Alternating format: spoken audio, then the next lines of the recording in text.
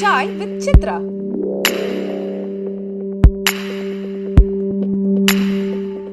எப்போ மெட்டுக்கு பாட்டு எழுதுறது உங்களுக்கு கை அப்புறம் கொஞ்சம் பயிற்சி வந்துடுச்சு சார்.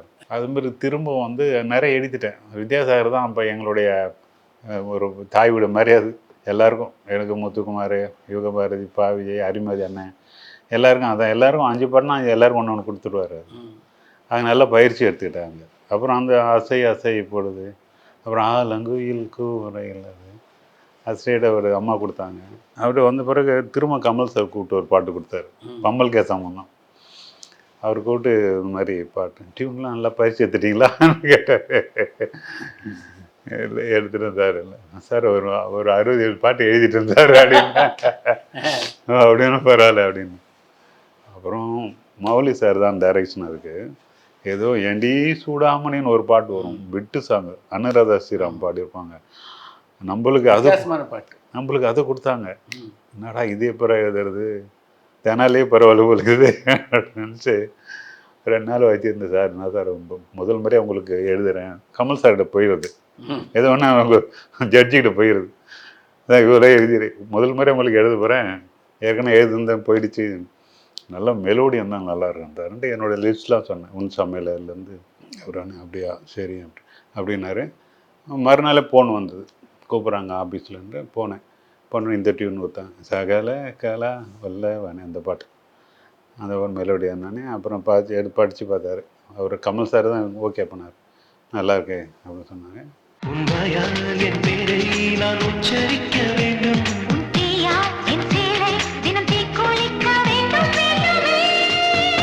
அது உங்களுக்கு அவருக்கு அப்படி பழக்கம் பெருசாக அவருக்கு எழுதலை, இருந்தாலும் நட்பு, அந்த இலக்கியம் தொடர்பான நட்பு, அந்த சுஜாதா, அந்த மதன், புவியரசு, கிரேசி மோகன், அந்த அந்த லிஸ்ட்டில் நம்மளும் ஒருத்தராக இருக்கிறோன்றது ஒரு மகிழ்ச்சியாக இருந்தது. உன் சமையலறையில் பாட்டை வந்து மிகவும் பாராட்டி எழுதினதில் எழுத்தாளர் சுஜாதா.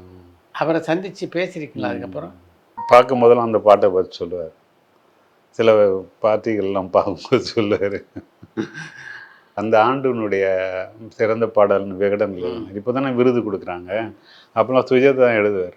இந்த சிறந்த பாடல், கேமரா, சிறந்த விளம்பரம்லாம் எழுதுவார். அந்த பாட்டு வந்து அது குறித்து எழுதினார். அப்போ கூட்டங்கள் சந்திக்கும் போதெல்லாம் அது சொல்லுவார், அந்த உன் சமையல் நீர் தான் சொல்லுவார், நீர் அந்த உன் சமையல் வாலி சார் மாதிரி பேசுவார் சில இடத்துல. அதெல்லாம் இந்த தெரு ஓவியத்தை பற்றி அவர் விகடனில் எழுதினார் அந்த கவிதைலாம். அந்த காலத்தில் புது கவிதைகளை பெருசாக என்கரேஜ் பண்ணுவார். ஆமாம் ஆமாம். அவர் சீரியஸாக இல்லாமல் சினிமாவுக்கான ஒரு இலக்கியவாதியும் இருந்தார். சங்கருடைய ஒரு ரைட் ஹேண்ட் மாதிரி அவர் இருந்தார். அவர் டைலாக்லாம் பேசப்படுது. இப்போ அந்த இந்தியன் டைலாக்லாம் ரொம்ப பெரிய டைலாக். எல்லா இடத்துலையும் லஞ்சம் இருக்குது, அவன் மீறுறதுக்கும் லஞ்சம் வாங்குறானுங்க, இங்கே கொடுக்கறதுக்கு லஞ்சம் வாங்க, அந்த டைலாக்கில் ரொம்ப இருக்குது. இதை நிறைய விஷயங்கள் நாங்கள் அங்கே சந்திச்சிருக்கோம். அது வேறு சந்திப்பு அது அப்படிங்கிற இருந்தது. நல்ல மனிதர், அவர் ரொம்ப பழக்கமானது. உங்களை பொறுத்த வரைக்கும் மிகப்பெரிய சப்போர்ட்டிவாக இருந்ததுன்னா வித்யாசாகர். ஆமாம், அவரோட தொடர்ந்து நீங்கள் பயணிச்சிருக்கீங்க, பல வெற்றி பாடல்கள் 2 பேரும் சேர்ந்து கொடுத்துருக்கீங்க. அது ரொம்ப ஆரம்ப நிலை சார். அது எனக்கும் புதுசு. நான் வந்து ரொம்ப எனக்கு முழுக்க சினிமா பற்றி தெரியாது சார். நான் அங்கே போய் அலைஞ்சி அப்படிலாம் போயிட்டு ஒரு வாய்ப்பு கிடைச்சே இல்லை. இந்த வலசர பக்கமே அந்த ஏரியாவில் நிறைய இடம் தெரியாது எனக்கு, அங்கே போகும்போது தெரியாது.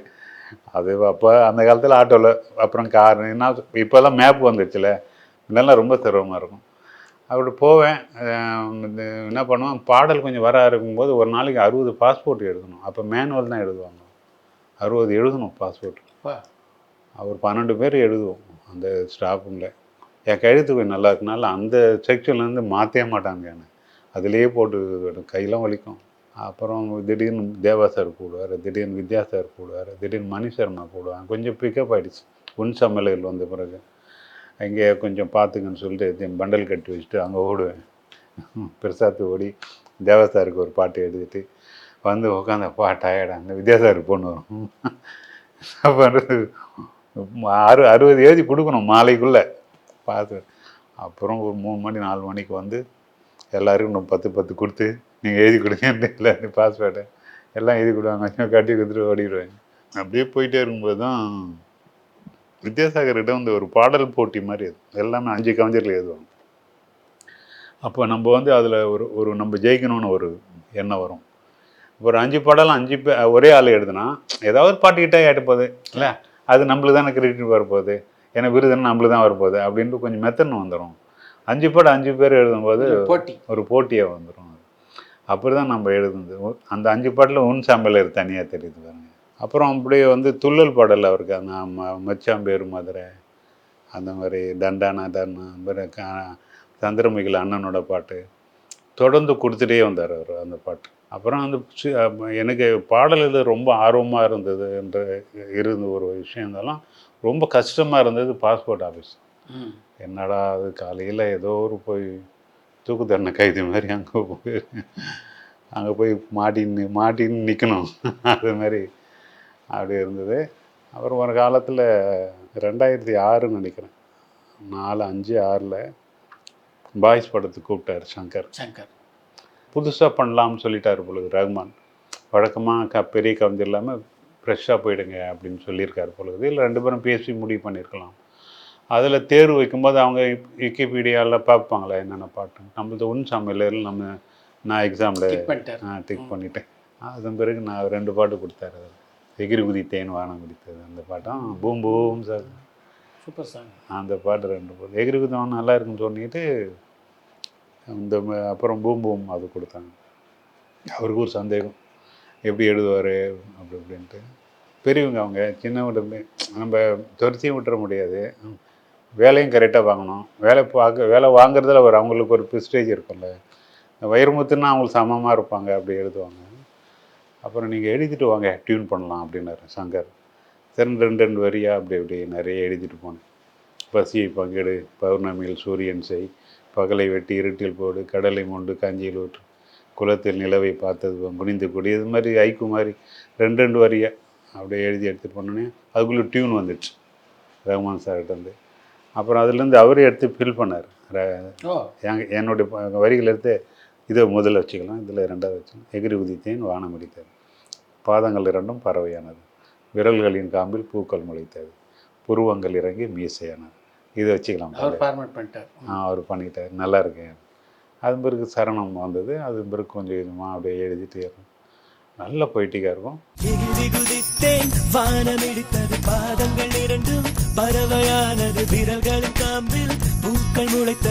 இந்தியாவிலேயே அதான் முதல் முறையாக அந்த மாதிரி மெட்ரிக் கேமரா வச்சு 62 கேமரா வச்சு, உங்களுக்கு தெரியும் கேள்விப்பட்டு அப்படி எடுத்தாங்க அந்த பாட்டு. ரொம்ப நல்லா, ரொம்ப முக்கியமான ஒரு பாட்டு என்னுடைய கேரியரில், என்னுடைய பாடல் பயணத்தில்.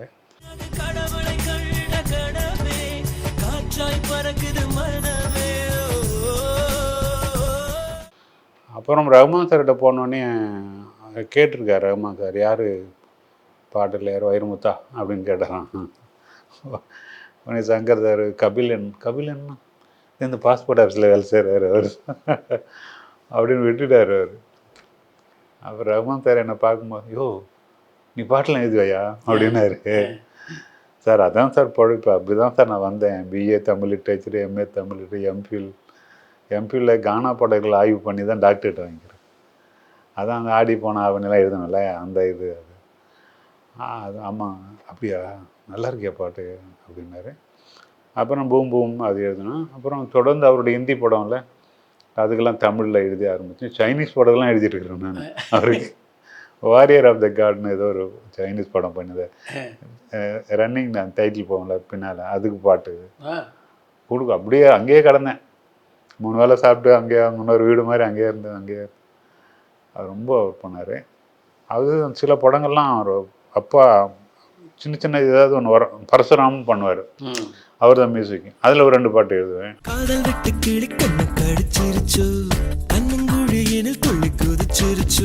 அவன் பாரதி ராஜா படம் வந்து கண்களால் கைது செய், அதுக்கு எழுதுவேன். அப்படியே இருந்தார். அதன் பிறகு அவருக்கு ஒரு ஹிட் லிஸ்ட்டே இருக்குது. இன்னும் கொஞ்சம் நேரம் இருந்தாதா என்ன, அப்புறம் மெர்சல் ஆகிட்டேன், என்னோடு நீ இருந்தால், அப்புறம் அவருடைய கதை, அவருடைய மியூசிக், அவர் ப்ரொடியூசர். 99 சாங்ஸ்னு ஒரு படம் வந்துச்சு. ஆமாம், ஜியோ தான் ப்ரொடியூசரு. அவங்க ஃபைனான்ஸில் இவருடைய ப்ரொடக்ஷனில் வந்துச்சு. அதில் ஒரு 2 பாட்டு கொடுத்தாரு. அப்போ தனுஷ் படம் போனால் தனுஷும் ஒரு ஹிந்தி படத்தில் பண்ணார், அதில் ஒரு 2 பாட்டு எழுதினேன். அப்படியே இது வரைக்கும் லால் சலாம் வரைக்கும் அது போய்ட்டு வழக்கமாக ஒரு படத்தில் நல்ல மெலோடினா கொடுத்துருவாங்க. மற்ற இசையமைப்பாளருடைய டியூனுக்கும் ஏஆர் ரஹ்மான் டியூனுக்கும் அப்படி என்ன பிரச்சனை இருக்குன்னு நினைக்கிறீங்க? அவர் இன்னும் புரியல சார், அவர்கிட்ட புரியலன்னு இல்லை, அவர் உட்கார வச்சுருவோம். இப்போல்லாம் பழகிட்டேன்ல சார், கொஞ்சம் உட்காந்து கொஞ்சம் சொல்லிட்டு போயிடுங்க, அளவு சொல்லிட்டு போயிடு. அவர் எல்லாம் நெகிரியா வந்தாருன்னு போயிடுவார். இல்லைன்னா அவர் சவுண்ட் இன்ஜினியர்லாம் இல்லை, சாருடைய பேட்டர்னா அவர் இப்படி உட்காருவார், கீபோர்டு இருக்கும், பக்கத்தில் ஒரு அசிஸ்டண்ட் உட்காந்துருப்பாங்க ரெக்கார்ட் பண்ணுறது. அவர் டியூன் அப்படியே பாடிட்டே இருப்பார், 10 நிமிஷம் 15 நிமிஷம் அப்படியே பாடுவார். பாடிட்டு அப்புறம் முடிச்சுட்டு போடியா அப்படின்னாரு. போட்டோடனே ஒரு முறை 2 முறை கேட்பார், இதை கட் பண்ணு, இதை வச்சுக்கோ, இது வேண்டாம், இது கட் பண்ணு, இது நல்லா இருக்கியா, இது பல்லவி போட்டுக்கலாம், இது அப்படி தான் அவருடைய பேட்டர்ன் அப்படி தான் பண்ணுவார். அதுவே நம்மளுக்கு புரியாது. அப்புறம் அவர் சில நேரத்தில் இருக்க மாட்டார், வெளியூரில் இருப்பார். அப்போ டியூன் வந்துடும். அப்போ சவுண்ட் இன்ஜினியர்லாம் கூப்பிட்டு கொஞ்சம் அளவு சொல்லுங்கள் அப்படி எழுதிட்டு டம்மியாக எழுதிட்டு, அதன் பிறகு நானும் சங்கர் உட்காந்து எழுதுன்னு வச்சுக்கேன். டம்மி அவ்வளோ காமெடியாக இருக்கும். டம்மி கண்ணும் நோக்கியான ஒரு பாட்டுக்குள்ள சிக்கன் டிக்கா நானடா பித்த பையில் கல்லடா அவர் டம்மி நாங்கள் எழுதுவோம். அப்படி எழுதிட்டு அளவுக்காக, அதன் பிறகு வேறு எழுதுவோம். அப்படியே அவருக்கு அப்படியே எழுதிட்டு அதன் பிறகு கொஞ்சம் திலாந்தில் உட்காருவார், உட்காந்துருவார். எதில் என்ன எழுதியிருக்கியா, நான் எழுதிட்டு வந்தார். இந்த 99 சாங்ஸில் தான் அவர் எப்படி ஒர்க் பண்ணுறாருன்றதை சொல்கிறதுனா, அது அவர் உட்கார மாட்டார். அது ஒன்று. அவர் ஒரு 1/2 hour 1 hour உட்காந்துட்டாருன்னா பெரிய விஷயம். ஏன்னா அவர் விட்டுட்டா நம்ம இது போயிடும், யார் ஓகே பண்ணுவாங்கன்றதுனால அந்த 1 hourக்குள்ளே முடிச்சிடணும் பாட்டு. கரெக்ட். அந்த பதட்டம் பாடலாசிரியருக்கு வந்துடும். அதுக்கு விரைவாக எழுதுகிற பயிற்சி, விரைவாலையும் குவாலிட்டியாக எழுதணும். அவரை கன்வின்ஸ் பண்ணுற மாதிரி. ஆமாம், அது அளவும் கரெக்டாக இருக்கணும். அப்புறம் இந்த பாட்டு உட்காந்தோம் 2 பேரும், 99 சாங்ஸ். அவர் ரொம்ப மெனக்கெட்டு பண்ணார் அந்த படத்தை.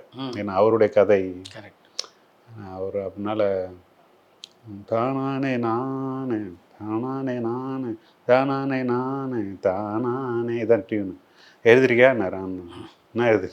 நீ இல்லை நானும் சூப்பர், ஏன் வாழ தோணும் அப்படின்னால. இடையில இன்னொன்று வார்த்தை இருக்கு, அது என்ன பண்ணுறாங்க, நீ இல்லை நானும் முதல்ல வச்சுக்கலாம்.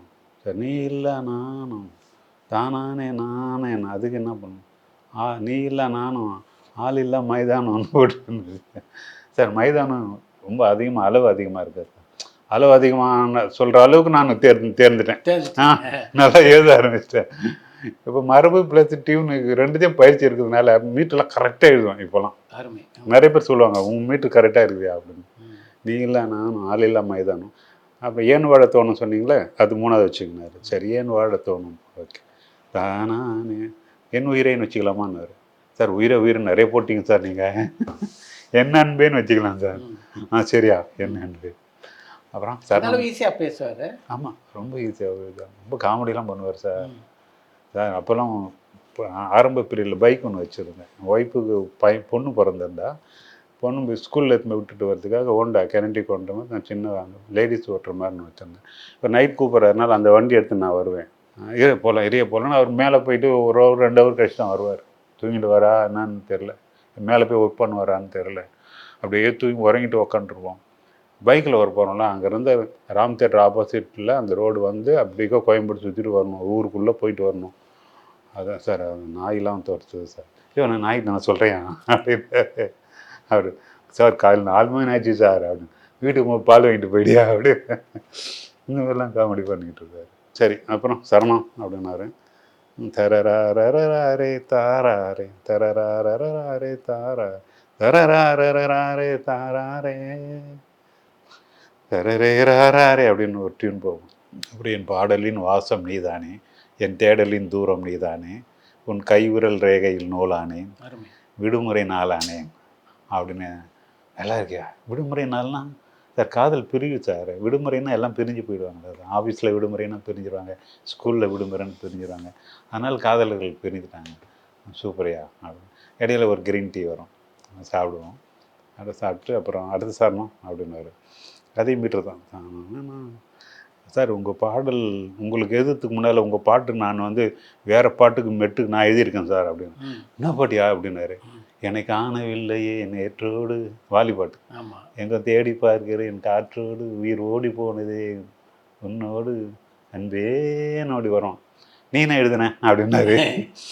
நான் பறவையாகிறேன் விண்ணோடு நீ பறக்கவில்லையே என்னோடு என் சிறகு விழுந்ததே மண்ணோடு பெண்ணே நெய்தல். ஓ அந்த லிரிக் அப்படி இதில் ஃபில் பண்ணு அப்படி இதில் ஃபில் பண்ணு அப்படின்னுவார்.